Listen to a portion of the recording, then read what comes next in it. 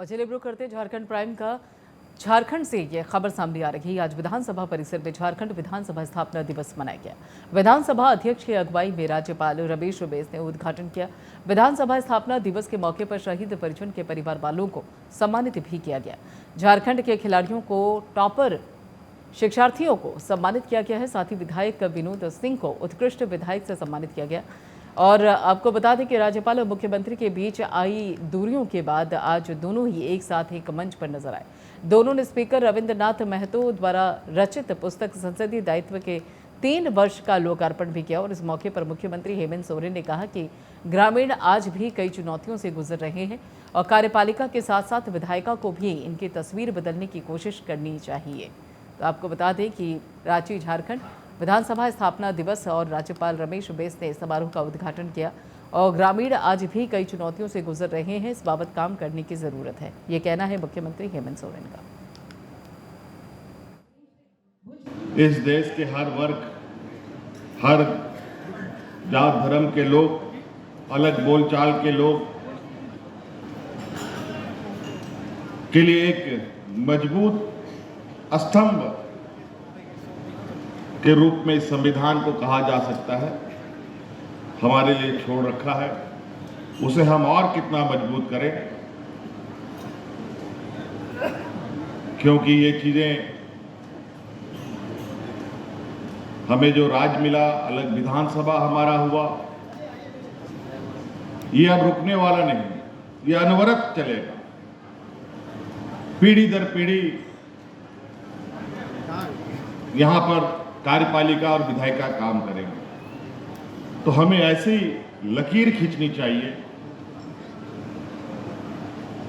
जैसे आज हम कई ऐसे महापुरुषों को याद करते हैं, चाहे महात्मा गांधी जी हों, चाहे भीमराव अंबेडकर जी हों, चाहे सरदार पटेल जी हों, अनगिनत संविधान निर्माताओं ने हमें एक मार्गदर्शन दिया। निश्चित रूप से हमें भी उनके उस मार्गदर्शन, उनके जो दिखाए रास्ते हैं, उनको ना भुलाते हुए और उनको कैसे मजबूत करें, इस पर हमें आगे बढ़नी चाहिए। का गठन देश के 28वें राज्य के रूप में हुआ। मैं इस अवसर पर पूर्व प्रधानमंत्री भारत रत्न श्रद्धेय अटल बिहारी वाजपेयी जी को स्मरण करते हुए उनके प्रति कृतज्ञता प्रकट करता हूं, जिन्होंने जन आकांक्षाओं को देखते हुए एवं इस क्षेत्र के सर्वांगीण विकास के लिए झारखंड राज्य का निर्माण किया।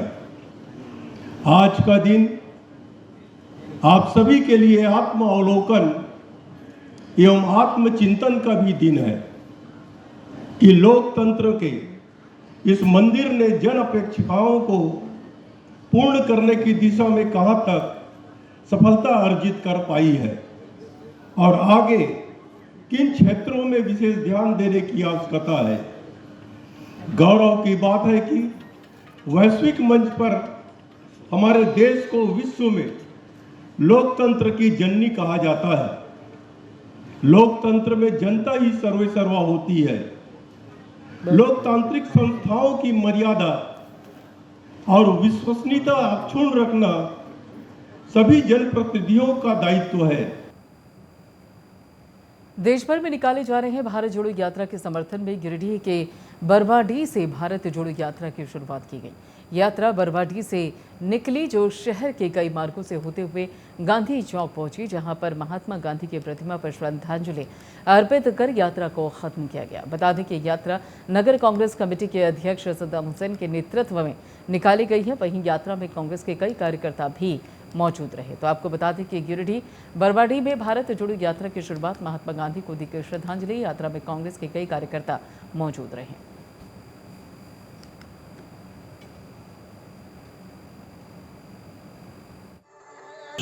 जैसा कि आप सभी जानते हैं कि हमारे नेता राहुल गांधी जी लगातार पिछले 2.5 माह से ज़्यादा का वक्त हो चुका है भारत जोड़ो यात्रा में। ये स्वतंत्र भारत के इतिहास की सबसे बड़ी पदयात्रा है जो देश की एकता और अखंडता की रक्षा के लिए निकली है। ये कश्मीर से लेकर कन्याकुमारी से लेकर कश्मीर तक 3570 किलोमीटर लंबी यात्रा का बीड़ा उन्होंने उठाया है।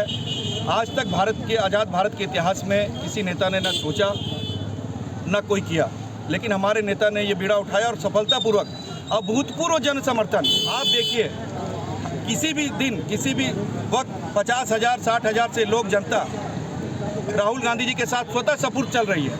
किसी ने उस भीड़ को बुलाया नहीं है, कोई स्पॉन्सर्ड कार्यक्रम नहीं है ये। हम लोगों ने भी, मैं अपनी बात करता हूं, हम लोगों ने भी उम्मीद नहीं की थी कि जनता में इतना आक्रोश है। आज भारत जोड़ो यात्रा की ज़रूरत इसलिए है कि आज पिछले 8-10 वर्षों से 15 वर्षों से लगातार इस देश में एक जनमानस बनाने की कोशिश की जा रही है। एक नफरत का माहौल किसी न किसी बहाने से हर काम में एक धर्म विशेष का एंगल ढूंढकर वोट की राजनीति की जा रही है। धनबाद में रोजगार की मांग को लेकर बीसीसीएल से अप्रेंटिस करने वाली आईटीआई प्रशिक्षक कोयला भवन मुख्यालय के पास अनिश्चितकालीन धरना पर बैठ गए। इस दौरान धरने पर बैठे लोगों ने मुख्य गेट को जाम कर बीसीसीएल प्रबंधन के खिलाफ जमकर नारेबाजी की और अप्रेंटिस मजदूरों का कहना है कि पिछली बार धरना खत्म करते वक्त प्रबंधन ने सभी अप्रेंटिस धारकों को नौकरी देने का आश्वासन दिया था, लेकिन 4 महीने बाद भी नौकरी देने की कोई पहल नहीं की गई है। और इस दौरान लोगों ने कहा कि जब तक आउटसोर्सिंग कंपनीज में नियोजन नहीं हो जाता, धरना जारी रहेगा। देखिए, हम लोग का मांग है, हम लोग आईटीआई 1 वर्ष अप्रेंटिस प्रशिक्षण हम लोग बीसीसीएल मुख्यालय के अंतर्गत हम लोग अलग अलग जो परियोजनाएं से हम लोग की है, और हम लोगों का मांग है रोजगार। क्योंकि 1 वर्ष का अप्रेंटिस में हम लोग को आम मजदूर का तरह खादान तक में प्रवेश करा के काम कराया गया, जिसके बाद बीसीसीएल 30 वर्ष से वैकेंसी भी नहीं निकाल पा रही है। काफ़ी पद रिक्त पड़े हुए हैं, प्रति वर्ष लोग सेवानिवृत्त हो रहे हैं, टेक्निकल का भी काफ़ी पद खाली है, लेकिन बीसीसीएल मैनेजमेंट हम लोगों को आउटसोर्सिंग तक में रोजगार नहीं दे रही है। हम तो नियुक्ति का आशा हम छोड़ दिए, लेकिन मेरा जो मांग है, मेरा जो डिमांड है कि बीसीसीएल कंपनी अंतर्गत जितना भी आउटसोर्सिंग कंपनी चल रही है उसमें इसको रोजगार उपलब्ध कराना होगा। क्योंकि पूर्व में हम 54 दिन से हम धरना पे थे। 54वां दिन सांसद पीएन सिंह जी के उपस्थिति में बीसीसीएल सीएमडी के साथ हमारा वार्ता हुआ, और वार्ता में बीसीसीएल सीएमडी ने यही कहा कि आप जो है अपना धरना को स्थगित करें, हम आपका डिमांड को 15 अगस्त तक हम पूरा करने का काम करेंगे, और जितने भी अप्रेंटिस के धरने में थे उनको हम रोजगार देने का काम करेंगे। लेकिन काफ़ी महीना बीत जाने के बाद हम लोग बीसीसीएल प्रबंधन से रोजगार की गुहार लगाते आए, और कोयला भवन का लगातार 2-3 महीना से चक्कर लगाते आ रहे हैं, लेकिन बीसीसीएल मैनेजमेंट नित्य दिन हम लोग के साथ ताल मटोल करने का काम कर।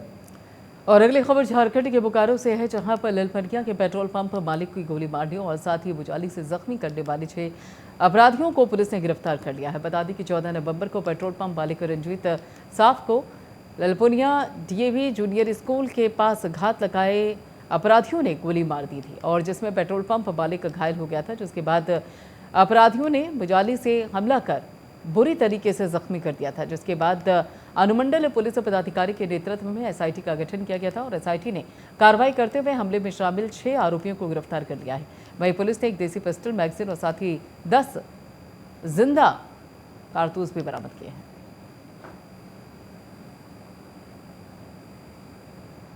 चलिए फिलहाल लेते हैं, बाकी खबरों के लिए आप जुड़े रहिए प्राइम न्यूज़ के साथ।